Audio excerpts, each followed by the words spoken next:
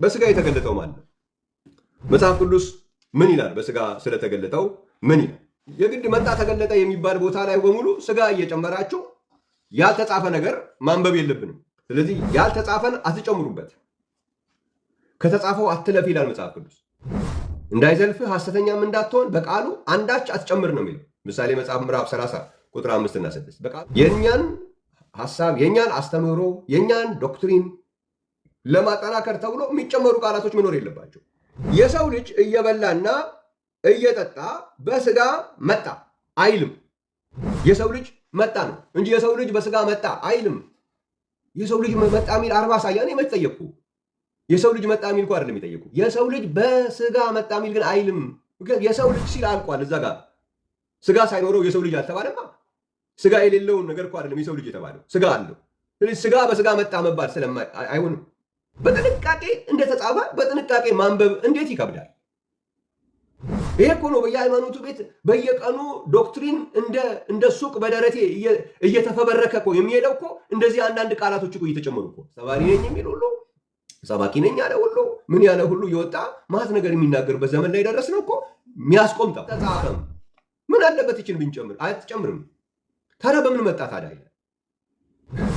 ስጋ ያለው ነው አይመጣው። ስጋ ያለው በስጋ መገለጥ አያስፈልገውም። ስጋ ያለው በስጋ መጣ ሊባል አያስፈልገውም። እግዚአብሔር ግን መንፈስ ስለሆነ መጽሐፍ ቅዱሳችን እግዚአብሔር በስጋ መጣ፣ እግዚአብሔር በስጋ ተገለጠ ቢል ያስኬዳል።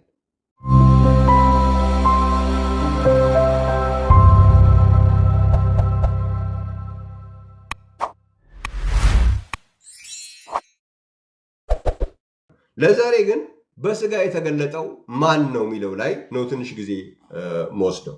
እግዚአብሔር ይመስገን። በስጋ የተገለጠው ማን ነው? መጽሐፍ ቅዱስ ምን ይላል? በስጋ ስለተገለጠው ምን ይላል? መጽሐፍ ቅዱሳችንን እዚህ የምትከታተሉ ሰዎች ጥቅሶቹን መጻፍ ትችላላችሁ። ልክ ያልሆነ ነገር ካለ ደግሞ የጥያቄ ሰዓት ሰጣችሁ ወታችሁ መጠየቅ ትችላላችሁ፣ ማረምም ትችላላችሁ። እንደ እግዚአብሔር ቃል ያልሆነ ነገር የተነገረ ነገር ካለ በመጽሐፍ ቅዱስ ውስጥ በስጋ ተገለጠ ተብሎ የተነገረው አንድ ጊዜ ብቻ ነው። ይህንንም ስሙ በደንብ።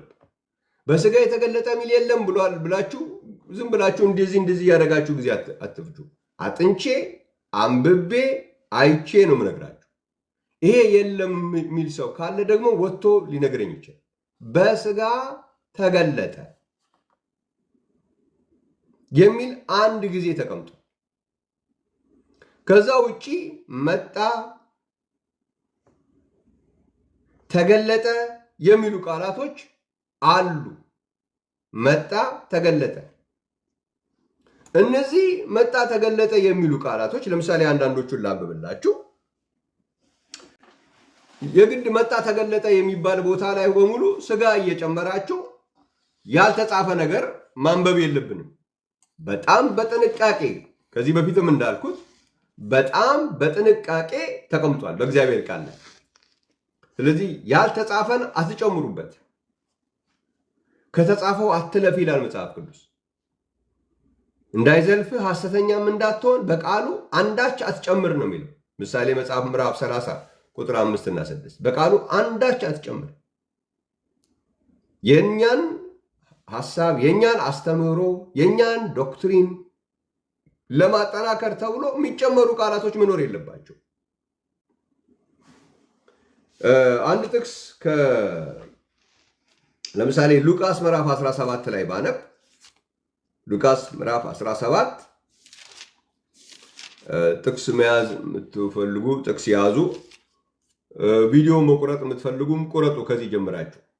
ምክንያቱም ከዚህ በኋላ ማነባቸው በጣም ከባባድ ስለሚሆኑ ከአሁኑ ቆርጣችሁ ካላረጋችሁ ልትቸገሩ ትችላላችሁ፣ ግን አይጠቅማችሁ።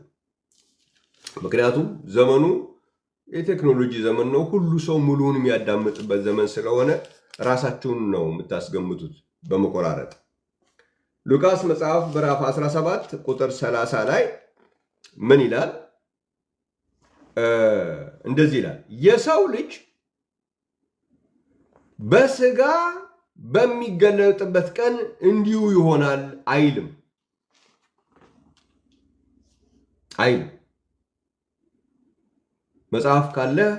መጽሐፍ ካለሽ እህቴ መጽሐፉን ከፍታችሁ ተመልከቱ። ሉቃስ ምዕራፍ 17 ቁጥር 30 የሰው ልጅ በስጋ በሚገለጥበት ቀን እንዲሁ ይሆናል አይልም። የሰው ልጅ በሚገለጥበት ቀን ነው የሚለው። የሰው ልጅ ካለ በኋላ ስጋ ይሆናል አይልም። የሰው ልጅ በሚገለጥበት ቀን ነው የሚለው። የሰው ልጅ ካለ በኋላ ስጋ አይጨምርም መጽሐፍ ቅዱስ የትም ቦታ ላይ ነው ብላችሁ። ምክንያቱም የሰው ልጅ ሲል ገና ራሱ ስጋ አለው። ስጋ ሳይኖረው የሰው ልጅ አልተባለማ። ስለዚህ መልሶ የሰው ልጅ በስጋ በሚገለጥበት የሚል ነገር ሊባል አይችልም፣ አልተባለም መጽሐፍ ቅዱስ ላይ። የሰው ልጅ ካለ በሚገለጥበት ጊዜ ነው የሚለው፣ ወይም ደግሞ የሰው ልጅ ካለ መጣ ነው የሚለው። ለምሳሌ የቱን ልውሰዳችሁ? ማቴዎስ ምዕራፍ 11 ላይ ልውሰዳችሁ። ማቴዎስ ወንጌል ምዕራፍ 11 ማቴዎስ ምዕራፍ 11 ቁጥር 19 ላይ የሰው ልጅ እየበላና እየጠጣ በስጋ መጣ አይልም። የሰው ልጅ መጣ ነው እንጂ የሰው ልጅ በስጋ መጣ አይልም። እንዲው የሰው ልጅ 40 አሳይሃለሁ። ምንድነው የምታሳየኝ? የሰው ልጅ መጣ የሚል 40 አሳያ። እኔ መች ጠየቅኩ? የሰው ልጅ መጣ የሚል እኮ አይደለም የጠየቅኩ። የሰው ልጅ በስጋ መጣ የሚል ግን አይልም። የሰው ልጅ ሲል አልቋል። እዛ ጋር ስጋ ሳይኖረው የሰው ልጅ አልተባለማ። ስጋ የሌለውን ነገር እኮ አይደለም የሰው ልጅ የተባለው፣ ስጋ አለው። ስለዚህ ስጋ በስጋ መጣ መባል አይሆንም። በጥንቃቄ እንደተጻፈ በጥንቃቄ ማንበብ እንዴት ይከብዳል!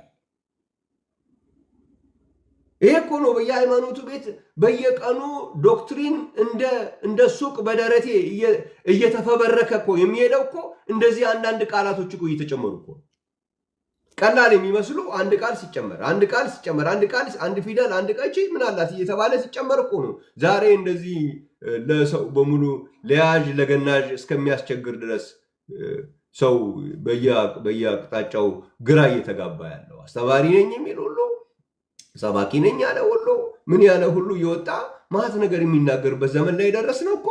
የሚያስቆም ጠፋ እኮ። አልተጻፈም። ምን አለበት ይችን ብንጨምር? አትጨምርም።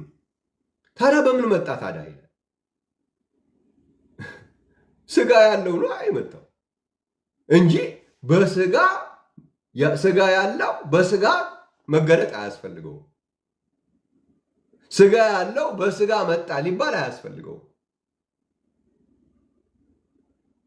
እግዚአብሔር ግን መንፈስ ስለሆነ መጽሐፍ ቅዱሳችን እግዚአብሔር በስጋ መጣ፣ እግዚአብሔር በስጋ ተገለጠ ቢል ያስኬዳል። እግዚአብሔር የተመሰገነ ይሁን። እሺ፣ ስለዚህ የሰው ልጅ መጣ ወይም የሰው ልጅ ተገለጠ ነው የሚለው መጽሐፍ ቅዱሳችን። የሰው ልጅ በስጋ መጣ የሚል አታገኙም። የሰው ልጅ በስጋ ተገለጠ የሚልም አታገኙም። ምክንያቱም የሰው ልጅ ሲል ኦልሬዲ ስጋ አለው። ስጋ ያለውን ነገር በስጋ መጣ የሚልበት ምክንያት መጽሐፍ ቅዱስ የለውም አላለም። ካላለ ደግሞ መተው ነው። እንዴት ሰው በመጽሐፍ ቅዱስ ኦቶሪቲ አምናለሁ፣ በመጽሐፍ ቅዱስ ስልጣን አምናለሁ ካለ በኋላ እንዴት ነው መጽሐፍ ቅዱስን ማስገደድ የሚቻል? ደግሞ ይህንን አስገድዶ መጽሐፍ ቅዱስን ለማስገደድ የሚኬደውን ነገር ተው ሲባል መልሶ እንዴት ነው ልክ የሚየን ወደ አብዬ አይነት ነገር ይኸው የማይለውን ኧረ መረጋጋት ያስፈልጋል። እንደሱ አይሆንም። ልክ እንደዚሁ እግዚአብሔር የተመሰገነ ይሁን የእግዚአብሔር ልጅ የሚል ቃል መጽሐፍ ቅዱስ ከተጠቀመ በኋላ ልክ የሰው ልጅ ካለ በኋላ ስጋን እንዳልጨመረ ሁሉ የእግዚአብሔር ልጅ ካለ በኋላም ስጋ ጨምሮ አያውቅም። የእግዚአብሔር ልጅ የሚል ቃል ከተጠቀመ በኋላ በስጋ መጣምም አይልም። የእግዚአብሔር ልጅ የሚል ቃል ከተጠቀመ በኋላ በስጋ ተገለጠም አይልም። ልክ የሰው ልጅ ብሎ ካለ በኋላ በስጋ መጣ እንደማይል፣ የሰው ልጅ ብሎ ካለ በኋላ በስጋ ተገለጠ እንደማይለው ሁሉ የእግዚአብሔር ልጅ ካለ በኋላ በስጋ ተገለጠ አይልም። ለአንብበው ምን እንደሚል እናንብበው። አንደኛ ዮሐንስ ምዕራፍ 3 ላይ ተገለጠ የሚለው ቃል ከእግዚአብሔር ልጅ ጋር ተያይዞ ያለበትን አንደኛ ዮሐንስ ምዕራፍ 3ን ላንብብላችሁ። አንደኛ ዮሐንስ ምዕራፍ 3 ላይ ምን ይላል? ቁጥር 8 ላይ ኃጢአትን የሚያደርግ ከዲያብሎስ ነው፣ ዲያብሎስ ከመጀመሪያ ኃጢአትን ያደርጋልና፣ ስለዚህ የዲያብሎስን ሥራ እንዲያፈርስ የእግዚአብሔር ልጅ የዲያብሎስን ሥራ እንዲያፈርስ መጽሐፍ ቅዱስ የያዛችሁ አንብቡ ከፍታችሁ። የዲያብሎስን ሥራ እንዲያፈርስ የእግዚአብሔር ልጅ በስጋ አይልም። የእግዚአብሔር ልጅ ምን ሆነ ነው የሚለው? ተገለጠ ነው የሚለው። የእግዚአብሔር ልጅ ተገለጠ ነው የሚለው። በስጋ የሚል አይጨምርም።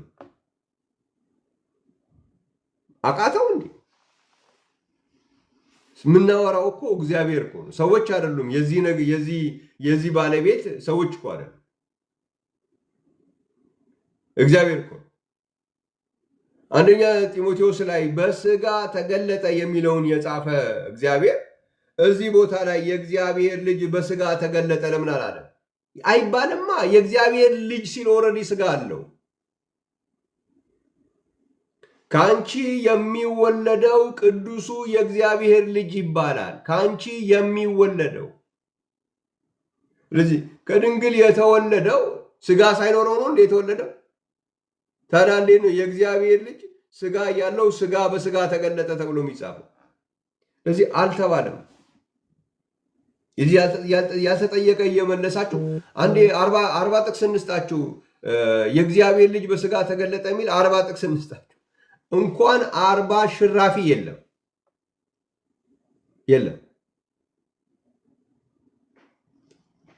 ሌላው አንደኛ ዮሐንስ ምዕራፍ 5 ነው። አንደኛ ዮሐንስ ምዕራፍ 5 ቁጥር 20 እንደዚህ ነው የሚለው። አንደኛ ዮሐንስ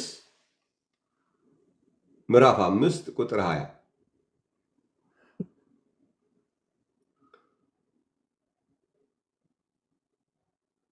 እግዚአብሔር ይመስገን። ይህ ነገር እንዲባረ ልክ ነው። ስለዚህ ይኸውላችሁ እንደዚህ እየተያየንና አንብበው ይኸውላችሁ እዚህ ጋር ስለዚህ የዲያብሎስን ሥራ እንዲያፈርስ የእግዚአብሔር ልጅ እዚች ጋር ስጋ ሚል ከየት እያመጣችሁ ነው የምትጨምሩት? በቃ የእግዚአብሔር ልጅ ካለ በኋላ መጽሐፍ ቅዱስ ስጋ አይጨምርም። በቃ ካልጨመረ አትጨምር፣ አይጨምርም። በቃ አይጨምርም። ኦኬ አንደኛ ዮሐንስ ምዕራፍ 5 ላይ እንሂድ። ምዕራፍ 5 ቁጥር 20 ምዕራፍ 5 ቁጥር 20 ይኸው የእግዚአብሔር ልጅ በስጋ እንደመጣ ሚል ከየት ነው የምትጨምሩት? እዚህ ጋር እናሳያችሁ። አንደኛ ዮሐንስ ምዕራፍ 5 ላይ እንሂድ። በስጋ መጣ የሚለው ተጽፏል። የት ቦታ? እዚህ ጋር በምን አድርጌ ላስገባላችሁ? አዲስ መጽሐፍ መጻፍ አለባችሁ። አዲስ መጽሐፍ መጻፍ አለባችሁ። ምንድን ነው የሚባለው? መደበኛ ኦልሬዲ ስላለ መደበኛ የሚል ሌላ መጽሐፍ አለበት። እዚህ ጋር የእግዚአብሔር ልጅ በስጋ የሚለው እንዲመጣ ከተፈለገ ማለት በመደበኛ አምጥታችሁ ጻፉ፣ እዚህ ጋር አስገቡ እንጂ የለም። እግዚአብሔር ይመስገን። አልተጻፈም። እዚህ የእግዚአብሔር ልጅ የሚል ከተናገረ በኋላ አይጨምርም። ሌላ ጥቅስ ደግሞ ሮሜ ምዕራፍ 1 ላይ እንይ። ሮሜ ምዕራፍ 1 ላይ በነገራችሁ ላይ የአንደኛ ዮሐንስ ምዕራፍ 3ን ስናነብ የክርስቶስንም ያነሳና ከዛ በኋላ አብሮ አያይዞ ስለ እግዚአብሔር ልጆችም ያነሳል። ላሳያችሁ እንዴት እንደሆነ። አይ ቲንክ ከዚሁ ጥቅሱን ብናየው ይሻላል። ምክንያቱም በእንትን ስናይ በምንድን ነው የሚባለው? በማንበብ አልሆነም። በማንበብ ስላልሆነ እስኪ በማሳየት የሚሳካ ከሆነ ምንድን ነው የሚባለው? በማንበብ አልሆነም። በማንበብ ስላልሆነ እስኪ በማሳየት የሚሳካ ከሆነ እንሞክር። እዚህ ላይ አሁን የዲያብሎስን ስራ እንዲያፈርስ የእግዚአብሔር ልጅ ተገለጠ ይላል እንጂ ስጋ አይጨምርም። ኦኬ። ከዛ በኋላ ምን ይላል? እዚህ ላይ የእግዚአብሔር ልጆችና ይላል። የእግዚአብሔር ልጆችና የዲያብሎስ ልጆች በዚህ በስጋ የተገለጡ ናቸው አይልም። የእግዚአብሔር ልጆችና የዲያብሎስ ልጆች በዚህ የተገለጡ ናቸው ነው የሚለው። ምክንያቱም ኦልሬዲ ስጋ አላቸው። እነኚህ የእግዚአብሔር ልጆች የተባሉትም ሆነ የዲያብሎስ ልጆች አላቸው፣ ኦልሬዲ ስጋ አላቸው። ስጋ ያላቸውን ነገሮች መልሶ በዚህ በስጋ የተገለጡ ናቸው ብሎ ስጋ አይጨምርም።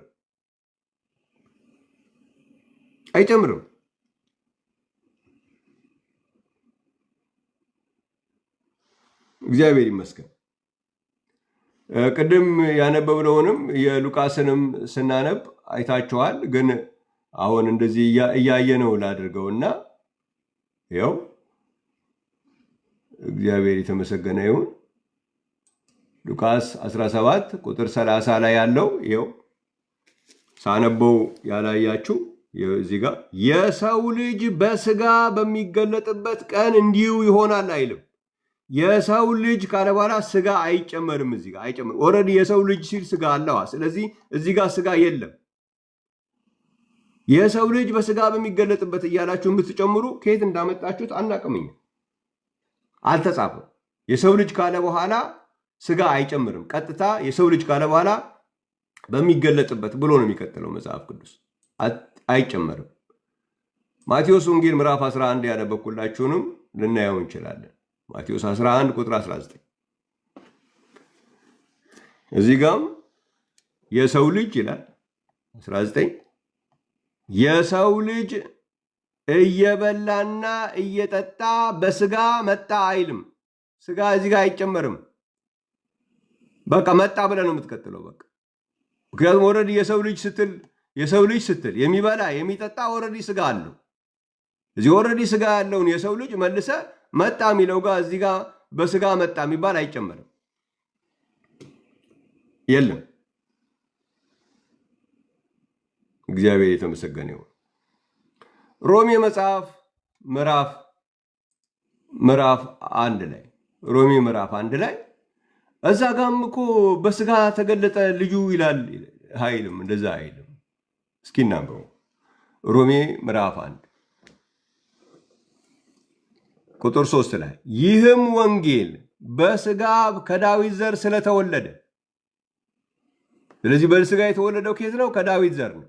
እንደ ቅድስና መንፈስ ግን ከሙታን መነሳት የተነሳ። ይሄ በስጋ ሲወለድ አይደለም፣ ሲነሳ እንዴት ነው የተነሳው? በኃይል። ለምንድን ነው ሲነሳ በኃይል የተባለው?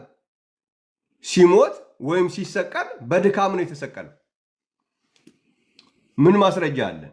አንዴ ልውሰዳችሁ፣ እዛ ጋር እንመለሳለን። እዚህ ላይ ሁለተኛ ቆሮንቶስ ምዕራፍ 13 ቁጥር 4 ላይ ሲሰቀል በምን ተሰቅሏል ነው የሚለው?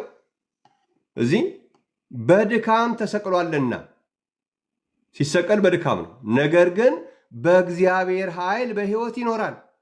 ስለዚህ ሲሰቀል በድካም ነው የተሰቀለው፣ ሲነሳ በኃይል ነው የተነሳው። ስለዚህ ሮሜ ምን ይላል? ሮሜ ምዕራፍ 1 ቁጥር 3 በድካም ተሰቅሏልና አሁንስ ምን ሆነ ነው የሚለው። ይህም ወንጌል በስጋ ከዳዊት ዘር ስለተወለደ እንደ ቅድስና መንፈስ ግን ከሙታን መነሳት በኃይል ከሙታን እንዴት ነው የተነሳው? በኃይል መነሳት በኃይል ከሙታን መነሳት የተነሳ በኃይል የእግዚአብሔር ልጅ ሆኖ በስጋ ስለተገለጠ አይልም። ስጋ እዚህ ጋር አይጨምርም። ኦልሬዲ የእግዚአብሔር ልጅ ሲባል ስጋ አለው። ኦልሬዲ ከሙታን ተነሳ ሲባል ስጋ አለው። ስለዚህ እዚህ ጋር የእግዚአብሔር ልጅ ሆኖ በስጋ ስለተገለጠ ስለ ልጁ ነው አይልም፣ አይጨምርም። የእግዚአብሔር ልጅ ካለ በኋላ ስጋ አይጨምርም። እዚህ መጽሐፉ የማይጨምረውን ነገር በግድ እየጨመርን መቀጠል አይቻልም። ልክ አይሆን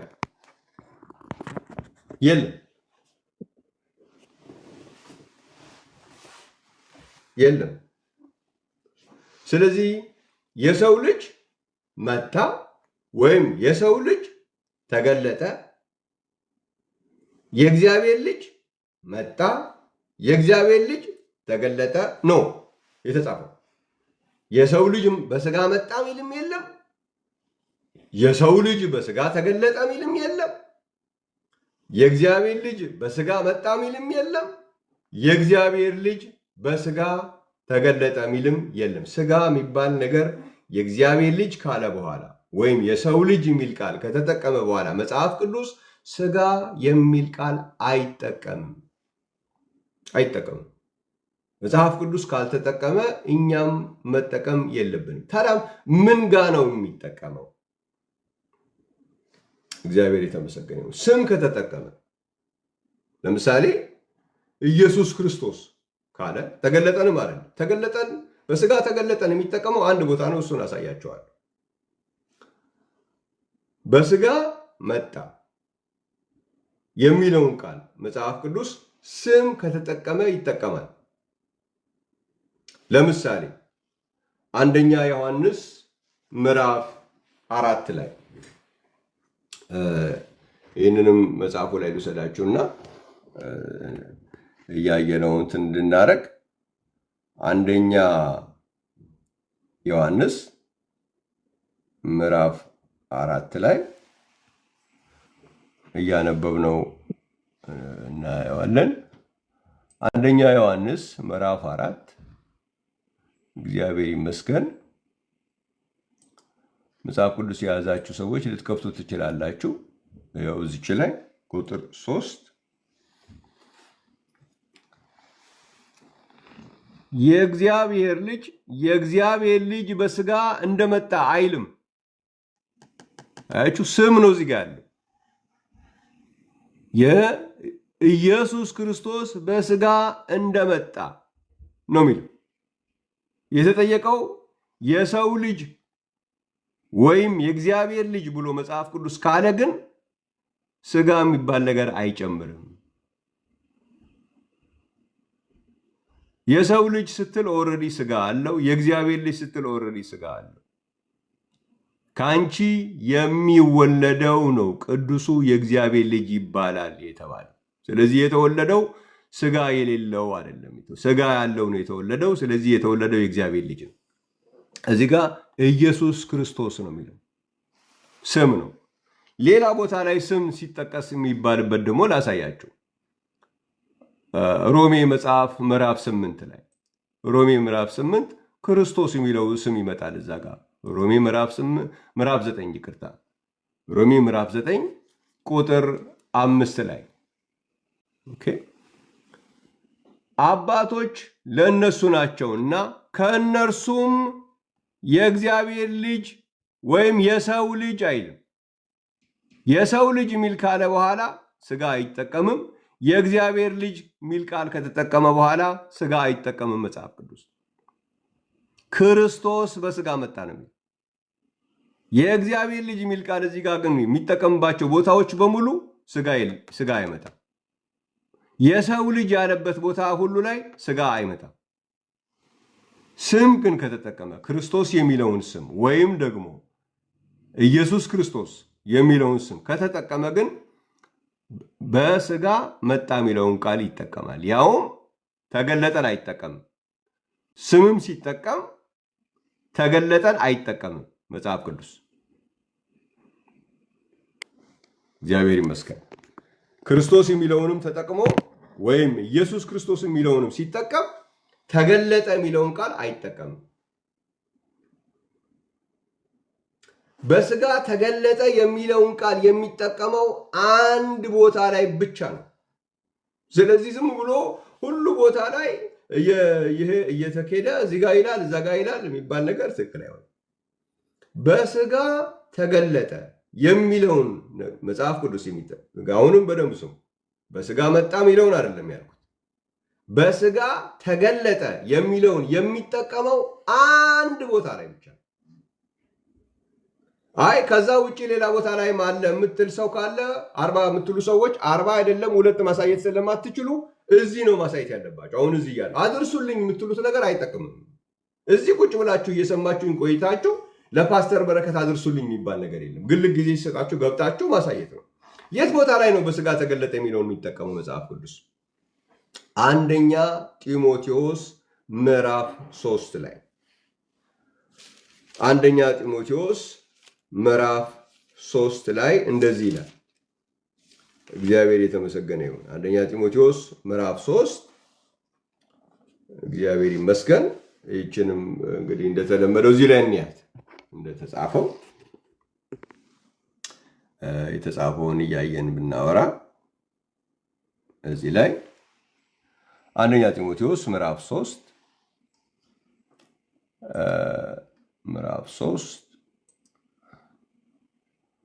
ቁጥር 16 ላይ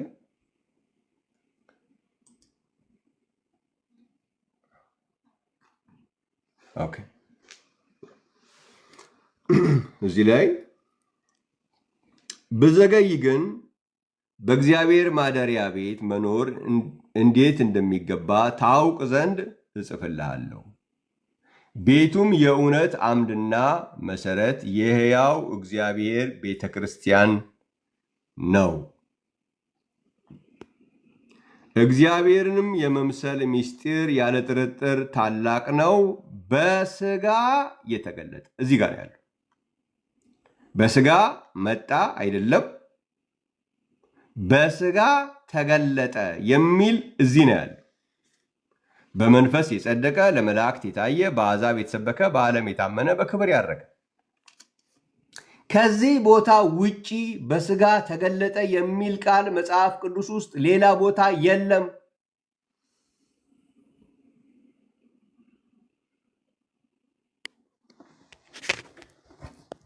ኦኬ እንደዚህ የምትሉ ሰዎች ሂዱ። አሁን እንዲህ የምትሉኝ ሰዎች አሁንና በስጋ ተገለጠ የሚል ቃል ከዚህ ቦታ ውጪ መጽሐፍ ቅዱስ ውስጥ ሌላ ቦታ ላይ አግኝተናል የምትሉ አሳዩኝ። በስጋ ተገለጠ።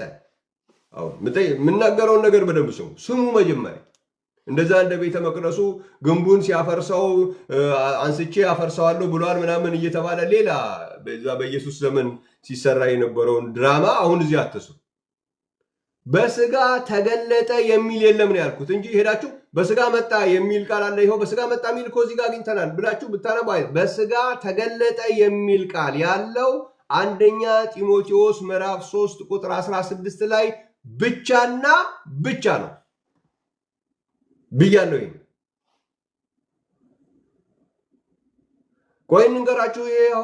አንድ ፓስተር በረከት የሚባል ይኸው ማዕት 40 እናሳየዋለን በስጋ ተገለጠ የሚል 40 አይደለም ግማሽ አታሳየኝም። ከአንድ ቦታ ውጪ ሌላ ቦታ የለም።